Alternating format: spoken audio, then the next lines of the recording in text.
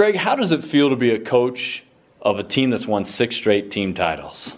I'm very proud of what the kids have accomplished the last 6 years, and then, like I always mention, the few years building up to that, because there are always some heartbreaks leading up to the success there. But the hard work that they put in, and interesting listening to Albert, the pressure they put on themselves is much more than the coaching staff puts on them. Yeah, you and I talk about that. What made this group a little bit different than maybe the last couple of teams, do you think?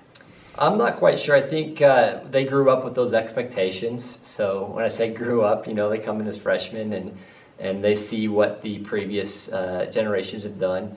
And so with that, they don't want to let that legacy down, I guess, if they will. And then they continue to hopefully show those expectations when it comes to training and racing to the younger generation. And it's kind of just that torch that's passed along.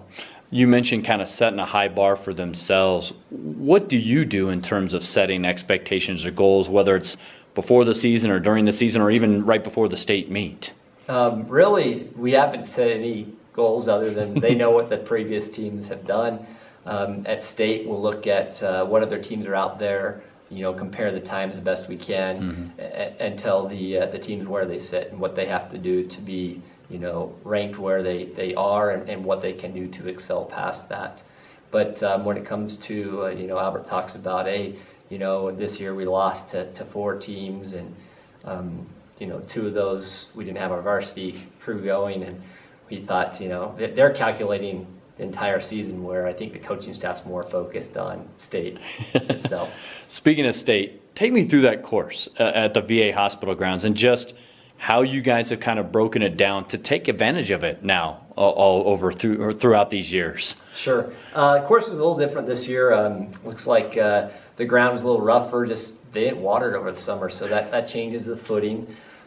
This year it was much more windy, so we encourage the kids to go out a little bit more conservative than they normally have, even though we're at lower elevation. The boys' race especially was much more windy than the girls' race. And then once they kind of get in the rhythm of things, the first 800 meters or so, they know where they need to be, and their main goal from mile 1 to 2 and 2 to 3 especially, but 1 to 2 is start to move up in the pack and kind of pick some runners off. And then we really have a certain mark that, hey, around there's a playground set that there's 800 meters at that point, so you better get moving. And they know that from there, 800 meter repeats, how that feels running fast and what they should be doing at that point. What's this hill you guys talk about up there on the VA grounds? It's not really much of a hill really at all. It's a gradual, but it's out where there aren't a lot of spectators. Okay. Kind of a desolate area, so right after mile 2, so it probably feels worse than it normally is. But I know when we warm up and the kids see it and they're like, I thought you said there was, they're up running workouts at Happy Jack and then running, mountain repeats at the end of there. So they're ready for that. It's just a matter of how they feel for it when it comes up. So you've won 6 straight. How do you feel this team kind of came together as the season progressed? And then as you see them run, when do you kind of get an idea of just that you've won this? Oh, I never know that. And it's talking to people, I don't even like to talk about that before the race especially. But it's interesting, the team dynamic's a little different this year, where we have our 3 or 4 upperclassmen, but the 3 amigos, we call them, a lot of times they go off and they run their workouts at their pace or their CT runs. And then we have a big group of 4 or 5 guys that train together also, whereas in previous years, we might have the entire varsity crew, and that's just kind of how it shook out with not only chemistry, just with pacing wise, but that being the case, I think it'll be interesting to see how those underclassmen start to work as leaders next year, and obviously they're going to come in faster than they left this year. But one of the first things our coaching staff was doing after the race was looking at, all right, what teams are bringing who back, who's graduating, and we're already looking at what needs to be done to amp up that competition level for next year. All right, so the streak or the shot at 7 continues, I guess, in your mind. Albert individually, you told me after conference he's a man on a mission. What did you see from him, maybe even differently from the last couple years, that kind of made him your front runner this year and allowed him to win the state title? Well, I think he ran over the summer, which he really hasn't done very much before. Okay. And from day one, you saw it at the first race at Casper Mountain, he's kind of had this focus that this is, I want to be leading, I want to be winning, and if he's not up at the race at the very beginning, you know, there's generally a pretty good reason for it.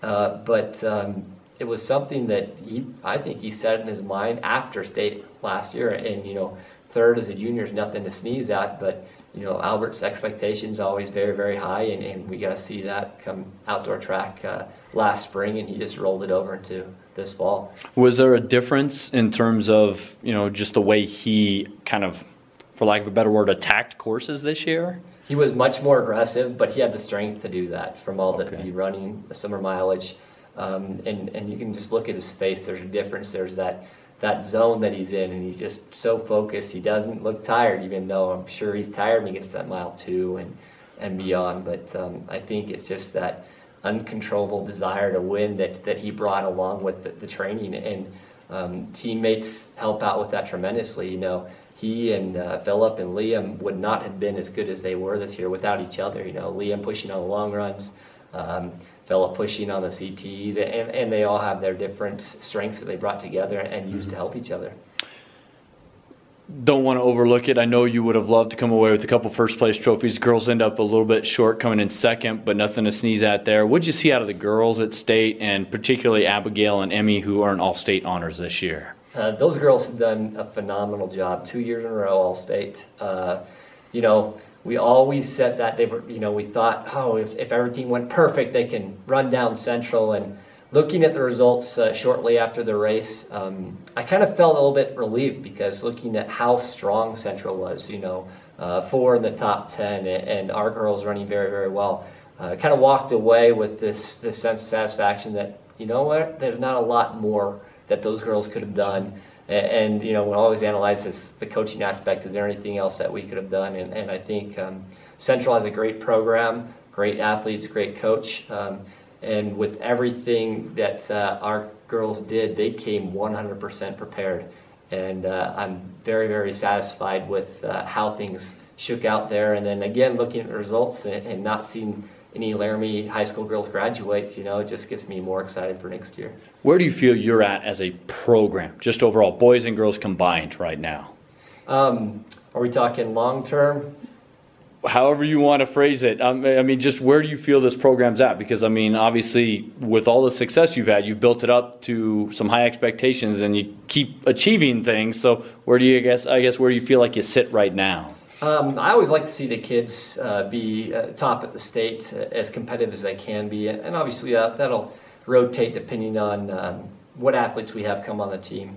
But we're always looking at what we can do to improve from the previous year, whether it's modifying a strength program, what we do for recovery days if kids are hurt. But sometimes there's a lot of pressure that, you know what, if they've won this many, well, we can't let them lose now, because what do people think, you know, that type of thing. But ultimately, we just want to do what's best for the kids, and they lay everything down for their school and the program, and that being the case, I have so much respect for them, and we'll make sure that we treat them right and keep the focus on them as we move forward.